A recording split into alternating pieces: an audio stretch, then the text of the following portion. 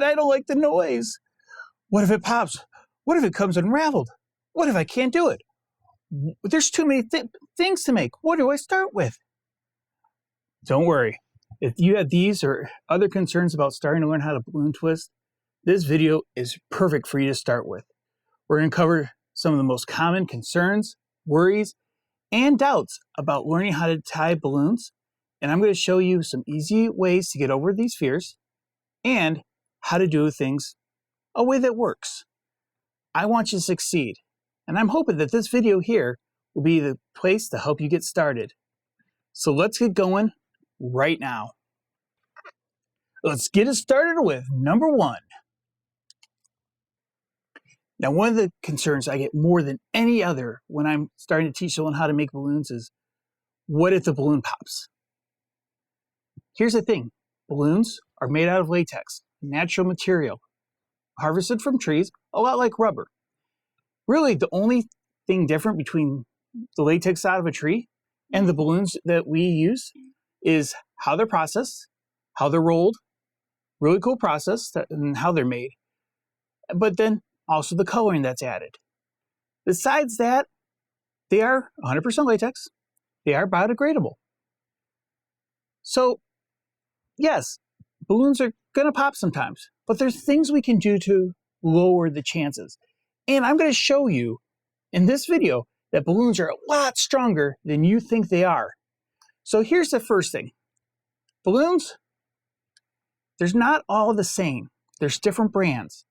There's some that are high quality, some that are low quality. The ones you're getting from the dollar store, probably not the best quality.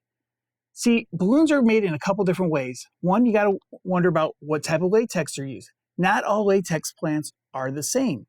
So there's high quality latex with less contaminants, even from the plant itself, and high quality latex, which is what I like to use because it gives me the best quality and I don't need to worry about them popping or having defects. There's also a lot of different brands. There's a dollar store brand. There's the high-end brands like Supplex, Decamex, Italtex. Qualitex used to be one of those brands before they went out of business. There's professional grade brands. So a big part of why you might be concerned they're popping is because they're not made out of the right materials.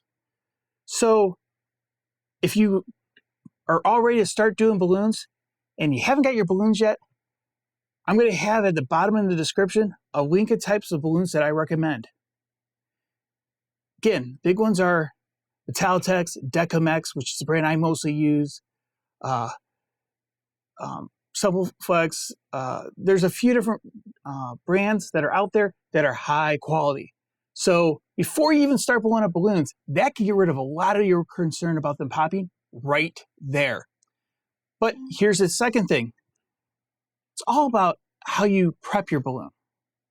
So when you blow up your balloon, if you fill it all the way to the end, there's nowhere for the air to go.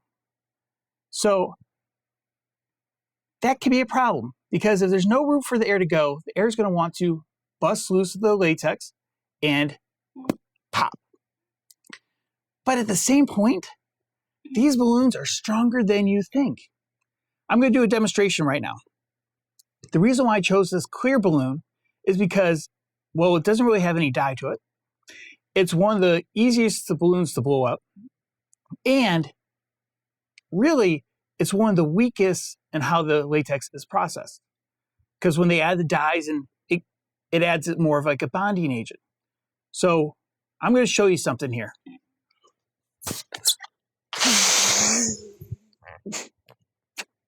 I'm blowing up that balloon all the way. See how at the end there's really no extra. There we go. Let's cover it, fill that up. Gonna tie it up. And if you look carefully, there is no end on that balloon, no tail. But we're going to do the classic 3-twist dog, even though there's nowhere for that air to go. Now, if you're in my class with me, I would actually have you feel each section as we go so you can feel how the pressure is building up. But you're here with YouTube, so unless we somehow meet together sometime, this will be as close as we get. So first thing I'm going to do is the head for my 3-twist dog. Now you can already notice that the end here is a little bit more rounded than it is here. That's because the pressure is building, but that's okay. So we're going to do it again. And now you can see it's even a little bit more so. If I touch the nose here, you can see that it's pretty soft, versus here, it's a little bit more pressure needed. Now, for the 3-twist dog, all I have to do is one more section, and guess what? No problem whatsoever. So even with no end, no space for the air to go, a good name brand balloon, even in some of the weakest color and the weakest way it can be made, is still very strong. Now, I'm going to do something kind of crazy. I'm going to add one more twist. And again, just like I normally do.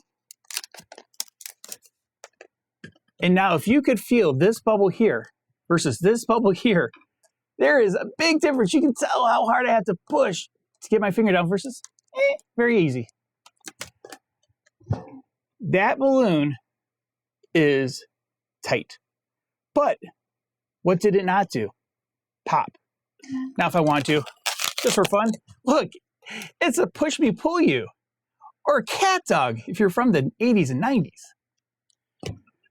So balloons are a lot more durable than you think they are. And you know what? You just added another twist. That balloon is under a ton of pressure, but a cylinder is actually a really strong structure when it comes to geometric shapes and how it holds pressures. That's why we have cylinders for air and helium and gases, because it wants to hold and it divides all that pressure evenly all the way around, up and down. So if it doesn't pop doing this, I hope that helps set your mind a little bit at ease. So let's review. First, get good quality balloons. Second, practice. Do this a couple times so you get comfortable knowing what that pressure feels like, because once you know, okay, this is the breaking point, then you know, hey, guess what? I don't need to go that far. Now I'm going to give you one more tip. It sounds a little crazy, and maybe it's just an old wives' tale that was told to me by a doctor. Don't know. I don't have the medical background to tell you if this is true or not, but it makes sense to me, so I'm going to pass it on to you. So on our hands, there's microscopic hairs, okay? When we're tense, scared, worried, or have any kind of fear, they stand up, kind of the part of the flight or fight sequence. When they're up like that, it's almost like a sandpaper on the balloon. If you're calm, relaxed, no big deal, they lay flat and almost act like a silk, nice and smooth. Now, don't know if that's quite true, but I heard it many years ago and it makes sense. It becomes almost a self-fulfilling prophecy. Kind of like if you're afraid of dogs, the dog can sense you're afraid of it and can act accordingly. If you're really relaxed around a dog, they're going to treat you better. They're going to tell that you're in control of the situation. And balloons, as crazy as it sounds, they can sense your fear. So be relaxed, be comfortable, just let it be. Worst case scenario, it pops. If you're using a pump, big whoop. Worst case scenario of all worst case scenarios is you're blowing up a balloon, it pops right at the end, it comes back and slaps you in the face. It happened in all the years I've been doing balloons. It has happened one time, and I got a black eye. It was when I was in high school. Tried to explain that one to the teachers why you got a black eye from a balloon.